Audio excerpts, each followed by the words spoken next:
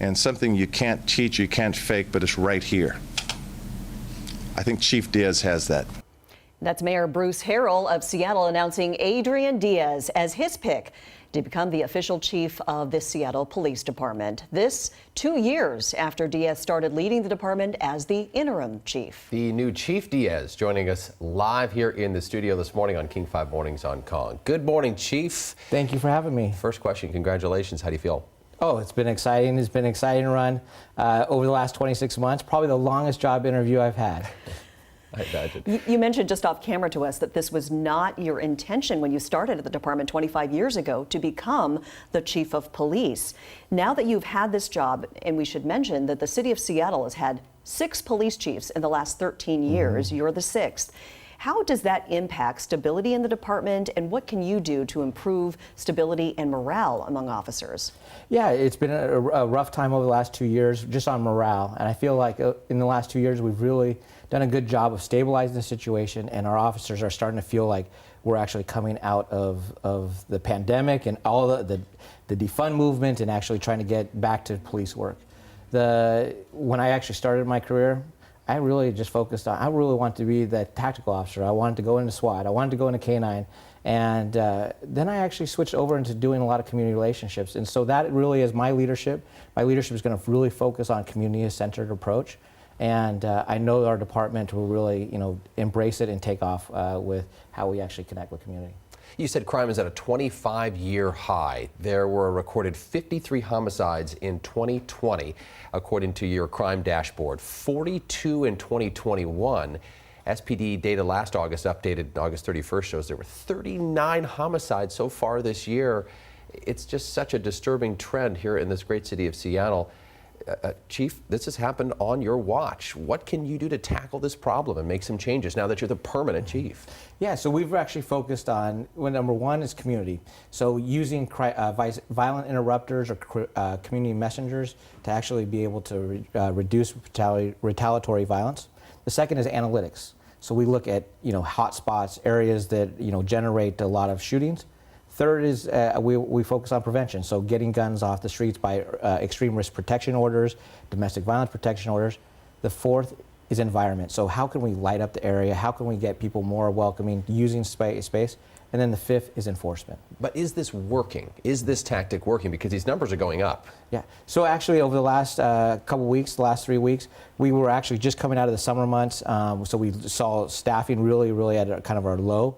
But right over the last 3 weeks, we're about a 23% reduction in violent crime right now. So the more personnel that we get, that's the reason why we've always been pushing on how important to have officers in this field actually doing the work to prevent violence. Real quick, what's down? What kind of crime is down?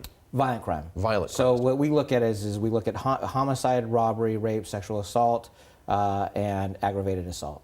Well, obviously, there are a number of neighborhoods dealing with an increase in crime, but one in particular that has had a lot of attention recently is the Chinatown International District.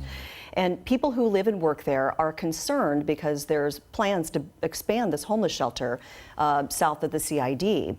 Are you concerned about the plan, and do you feel that you have enough officers to patrol that neighborhood to deal with the increased crime that is predicted if the shelter is built there?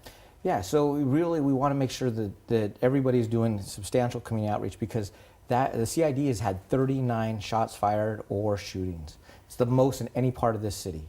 And so it is a huge concern about just how much level of service is in that area, because most of the shootings are related to some level of homeless nexus. And that is a big concern for us. I actually drive every time I drive into work, I actually drive through 12th and Jackson and the CID every single day, because I need to see what it looks like. So today, do you have enough officers to deal with what you just said is the most crime?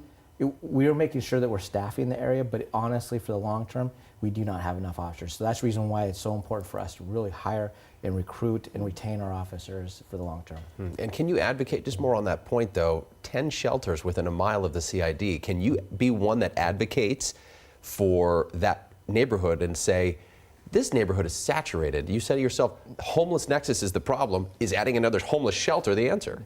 Yeah, I actually have been, speaking about this to say, look, maybe we should just take a step back and really evaluate how much level of services is in this area, because another one could really create an impact, almost just permanently damaging that neighborhood. Yeah. So that is for the discussions that I've been having with a lot of the city officials.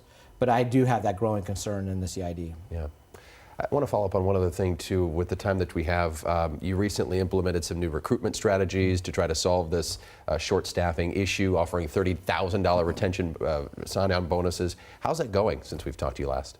Well, it's just starting off. So we're finally getting our materials listed out with a $30,000 and $7,500. Never did I think that we were going to offer that much money.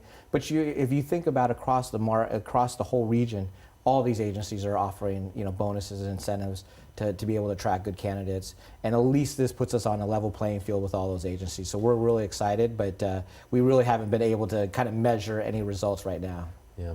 I'm sorry, I have to ask one more question, though, while we have you. Is the pandemic a huge part of the problem in Seattle? Now that we're coming out of the pandemic, is that going to solve a lot of our issues downtown? More people working downtown.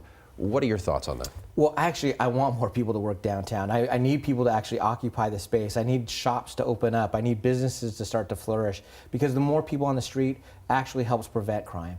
And it also, you see the call load rise up as well. But we really do need people out in the streets. And so I'm hoping that the closure of the pandemic really helps shoppers come out and do some shopping. So. Yeah. At the beginning of this interview, you talked about community relations is your core. Yeah. So does that mean we're going to see you continue to be out on the streets, in communities, talking with the citizens of Seattle? Is that your way of policing? That is, so my focus is relational policing, and everything is about relationships. So yes, I will be out there, in calls for service, actually in the community. I just did a walk last night over in Little Brook, Lake City area, so I will be in the community.